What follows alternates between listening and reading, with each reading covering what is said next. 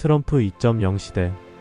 트럼프 2기 시대가 우리에게 안겨준 첫 충격은 왜 우리나라와 미국의 많은 언론들이 그의 당선을 예측하는데 실패했는가 하는 점입니다. 우리 모두 미국 대선에 관심은 많았지만 정작 중요한 내용은 놓치고 있지 않았나 하는 의구심과 함께 조금이나마 새로운 시대에 대한 준비가 필요하다는 생각이 들었습니다.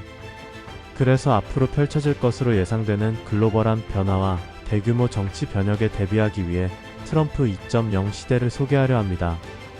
우리나라 언론들은 MBC나 ABC와 같은 미국의 친민주당 성향의 여론조사를 그대로 발표하는 경향이 많았는데요. 저자는 그 여론조사 기관들이 2016년과 2020년 대선에서도 오차가 많았고 친민주당적인 정치 성향이라는 점을 고려했어야 한다고 지적합니다. 자세한 검토 없이 무분별하게 조사 결과를 인용하는 언론의 행태로 우리는 예상치 못한 트럼프의 시대를 맞이하게 된 것입니다. 1. 미국인들이 트럼프에 열광한 이유. 미국의 높은 경제 성장과는 다르게 미국 국민들의 임금은 감소하거나 소폭 증가해 2024년에야 1970년대 초반 수준을 회복했습니다. 그것도 맞벌이로 소득 수준을 겨우 유지하고 있는 실정입니다. 임금이 낮은 수준을 벗어나지 못하는 가장 큰 이유는 두 가지입니다. 첫째, 레이건 시절 강경한 노동 정책으로 임금 상승을 억제했습니다. 레이건은 경제 부흥을 위해 경쟁력이 없는 제조산업을 포기하고 금융산업 육성으로 나아갔습니다. 그래서 제조업 기반이 약화되고 많은 일자리가 사라지게 되었죠. 둘째는 클린턴 시절 중국을 WTO에 가입시킨 일입니다. 이 조치로 미국 경제는 이득을 보았지만 값싼 물건을 수입하게 되자 그나마 명맥을 유지하던 제조업조차 무너져 버렸습니다.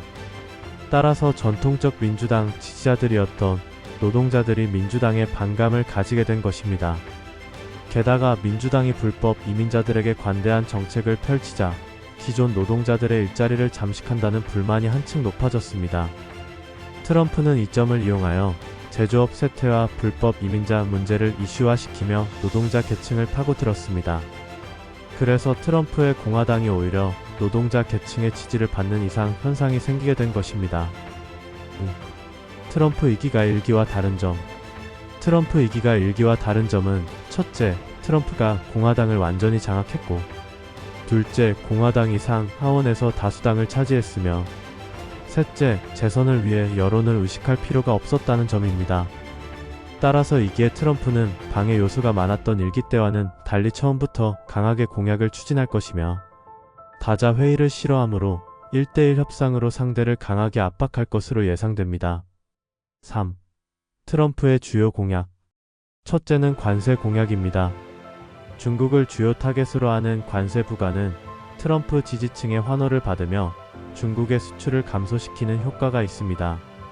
하지만 국민 전체의 입장에서는 물가가 오르는 부작용이 있습니다. 이것은 감세 공약과도 맞물려 있습니다. 향후 10년간 6,700조 원에 달하는 감세액을 관세로 대체하겠다는 계획이지만 일부를 충당하는 데 그칠 것으로 추정됩니다.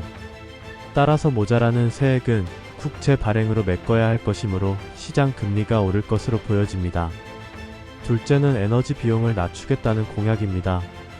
셰일 오일의 생산을 증가시켜 석유값을 싸게 공급하겠다는 발상입니다만 석유업계의 생각은 다릅니다.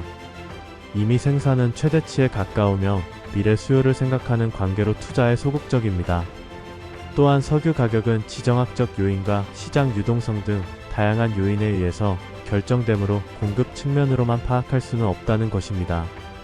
그래서 트럼프 효과에 의해서만 유가가 하락한다고 기대하기 어렵습니다. 셋째는 주택담보대출금리를 역사상 최저로 낮추겠다고 했습니다. 하지만 연준이 트럼프의 말을 그대로 따른다고 보기도 어렵고 연준이 기준금리를 낮춰도 시장 금리는 물가나 여러 불안 요인에 의해 낮아지지 않을 수 있습니다. 넷째는 MAGA Make America Great Again을 내세우며 각국의 제조업 엑소더스를 공언했습니다. 한마디로 다른 나라 기업이 미국의 제품을 팔기 위해서는 미국 내에 공장을 지어야 한다는 강제 논리입니다. 이것이 이루어지면 무역에서 미국 독식의 세상이 됩니다. 과연 트럼프의 꿈대로 미국이 다시 제조 강국이 될 수 있을까요? 여기에는 고려해야 할 중요한 전제 조건들이 있습니다. 먼저 우수한 노동력의 확보입니다. TSMC가 공장을 지어놓고도 노동조합의 방해로 자사 우수 인력에 대한 취업 비자가 나오지 않아 2년 뒤인 2028년으로 공장 가동을 연기한 사실이 있습니다. 지금도 많은 해외 기업들이 미국 내 우수 인력 확보에 애를 먹고 있습니다.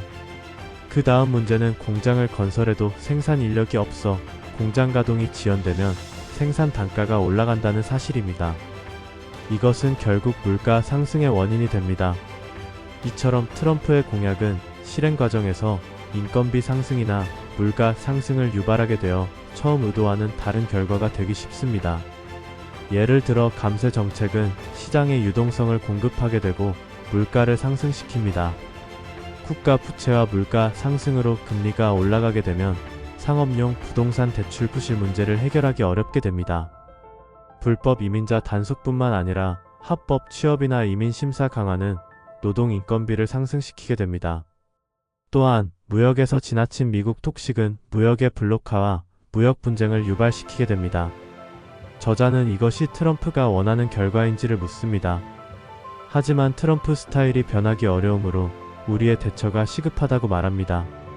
현재 우리나라가 가지고 있는 가장 큰 문제는 국가 채무 증가의 속도가 너무 빠르고 부동산 대출의 영향으로 내수가 위축되고 있고 기업들이 해외로 공장을 이전해서 국내 일자리가 감소하고 있다는 점을 들고 있습니다. 이런 문제점을 극복하고 트럼프 시대에 대처하기 위해서는 예전 반도체 산업 육성 과정을 살펴봐야 한다고 말합니다. 기업별 중복 투자를 지향하고 정부와 민간이 단계적인 계획을 수립하여 체계적으로 산업을 연구 발전시켜야 한다는 것입니다. 그러기 위해서는 정부와 정치권의 역할이 중요하다는 점을 강조하고 있습니다. 저자는 이 밖에도 중국과 유럽에 대한 여러 분석을 제시하며 트럼프 시대를 예측하고 있습니다. 오랜 연구와 경험을 바탕으로 초보자도 접근하기 쉽게 설명을 제시하고 있고 비교적 잘 읽히는 편입니다. 다만 트럼프의 공약이 실제 경제에 미치는 영향에 대해 시나리오가 명확하게 제시되지 못하고 있고 비트코인과 트럼프 정책의 관계가 빠져 있다는 점이 아쉽습니다. 이 부분은 관심 있는 분들을 위해 다음 편에 소개해 드릴까 합니다. 감사합니다.